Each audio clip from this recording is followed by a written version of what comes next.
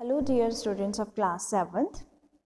So students, as you know that we have completed our third term syllabus of Hindi reader book. Okay, we have done all the chapters in the syllabus and now we are going to start our Hindi grammar.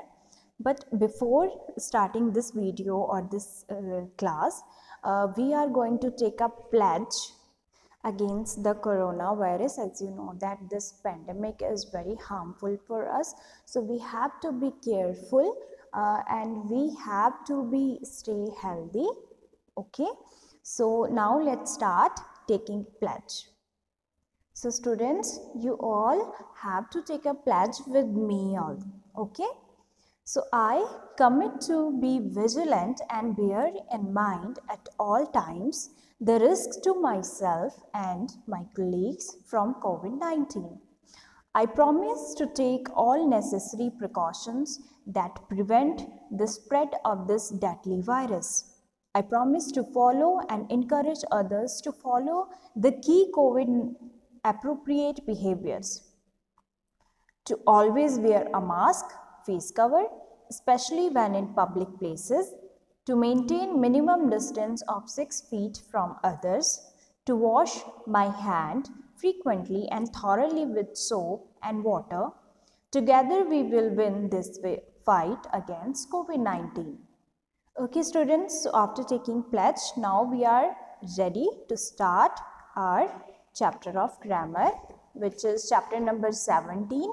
In this chapter students, हम देखेंगे कि संबंध बोधक, समुच्चय बोधक और विस्मयादि बोधक में क्या अंतर होता है और ये होते क्या है. ठीक है, कौन से शब्द होते हैं.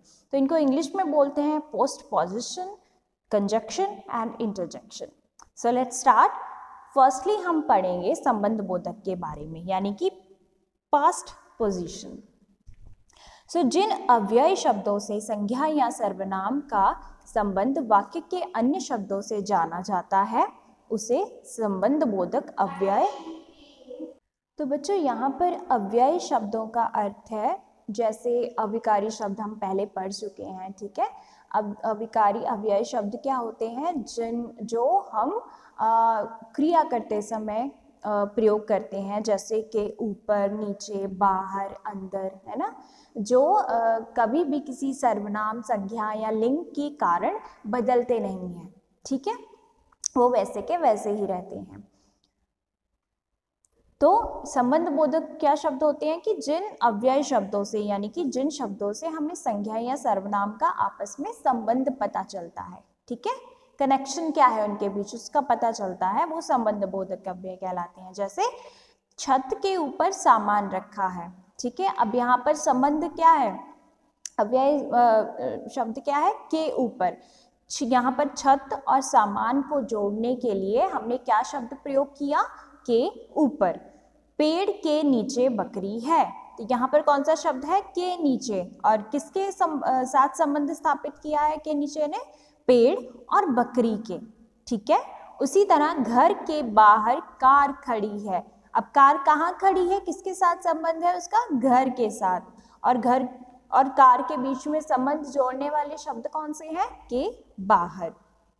उसी तरह अलमारी के अंदर पुस्तकें रखी हैं. तो इसी तरह से बच्चों ये जो शब्द हैं जो आपस में अलग अलग शब्दों को आपस में जोड़ रहे हैं, उनका संबंध स्थापित कर रहे हैं, उनको कनेक्ट कर रहे हैं, वो होते हैं संबंध बोधक शब्द.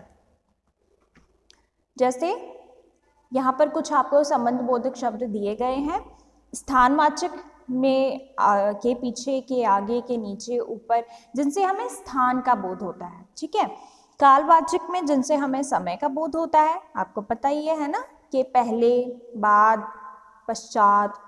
दिशावाचक में जिससे हमें दिशा का पता चले, डायरेक्शन का. साधन में जिसके द्वारा या जिसके सहारे से काम किया जाए. विरोध सूचक में जिसके विरुद्ध, जिसके अगेंस्ट कोई काम हो रहा हो, है ना, जैसे हमने अभी प्लेज ली है तो वो किसके विरुद्ध हमने ली है, कोरोना वायरस से फाइट करने के अगेंस्ट.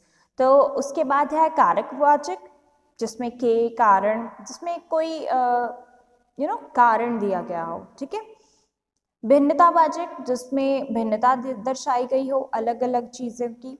सहचरवाचक, सहचर यानी कि जब हम किसी के साथ काम करते हैं, विद, ठीक है, ओके।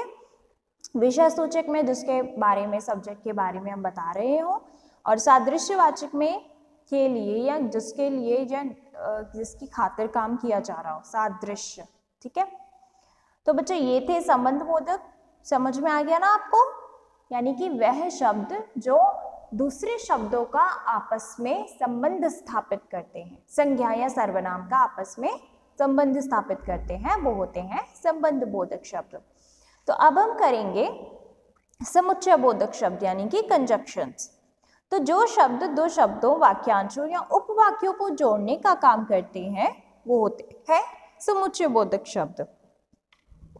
तो बच्चों जिन शब्दों से जो दो अलग अलग वाक्य हैं, ठीक है, वो आपस में जुड़ जाते हैं।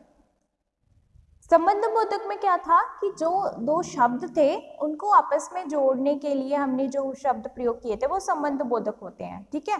बट उसमें क्या है कि जो अलग अलग शब्द हैं उनका अर्थ वो निरर्थक होते हैं जब तक वो एक दूसरे के साथ संबंध स्थापित ना करें। लेकिन यहाँ पर क्या है, समुच्चय बोधक में वो उनका अर्थ है, ठीक है, वो निरर्थक नहीं है, उनका ऑलरेडी अर्थ है। टोकरी में फल है, सब्जियां रखी हैं, ठीक है, लेकिन इनको हमने आपस में जोड़ना है, ठीक है, ऐड करना है। तो क्या हम कौन से शब्द प्रयोग करेंगे?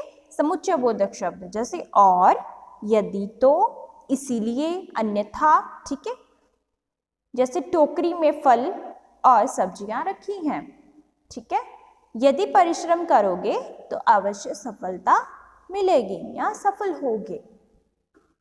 उसी तरह आगे है, बच्चा भूखा है इसीलिए रो रहा है, ठीक है। तो यहाँ पर बच्चा भूखा है अपने आप में एक अर्थ है और रो रहा है अपने आप में एक वाक्य है, ठीक है।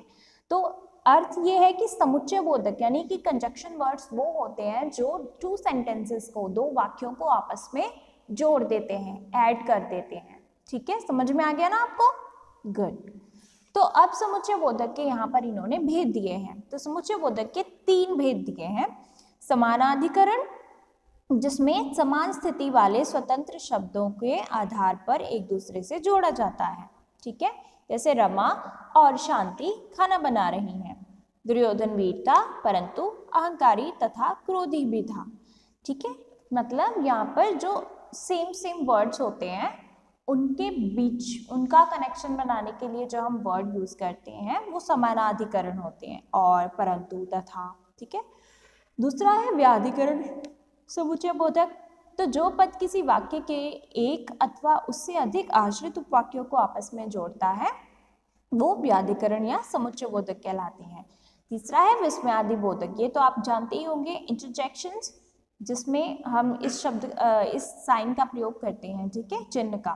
तो हाय बेचारा कुत्ता मर गया, अरे आप कब आए, वाह, जिसमें हम एकदम से घृणा, विस्मय, शोक, हर्ष आदि दिखाते हैं, ठीक है। तो ये है विस्मय आदि बोधक के कुछ शब्द हैं। जैसे शोक में जब दुखी हो तो हाय हाय, ओ हे राम। आश्चर्य में अरे सच, ओ ए क्या। भय बोधक जब डर हो, बाप रे। और घृणा बोधक में छी छी छी, ओके। उसी तरह हर्ष बोधक में शाबाश, आहा, वाह वाह। संबंध बोधक में अरे अरे अजी। स्वीकार बोधक में अच्छा, बहुत अच्छा, ठीक। और आशीर्वाद बोधक में जियो जियो, जय हो। ठीक है बच्चों, तो ये था हमारा आज का चैप्टर जिसमें हमने संबंध बोधक के बारे में जाना, ठीक है। और उसके बाद हमने समुच्चय बोधक के बारे में जाना। समुच्चय बोधक के आगे 2 भेद थे, समानाधिकरण समुच्चय बोधक और व्याधिकरण समुच्चय बोधक। फिर हमने पढ़ा विस्मयादि बोधक शब्द, ठीक है। तो ये था हमारा आज का चैप्टर। इससे रिलेटेड जो भी हमारा वर्क है वो मैं आपको रिटन असाइनमेंट में बता दूंगी, ठीक है। अदरवाइज आप लोग भी कोशिश कीजिएगा इनको खुद करने की। Okay students, thank you and have a nice day.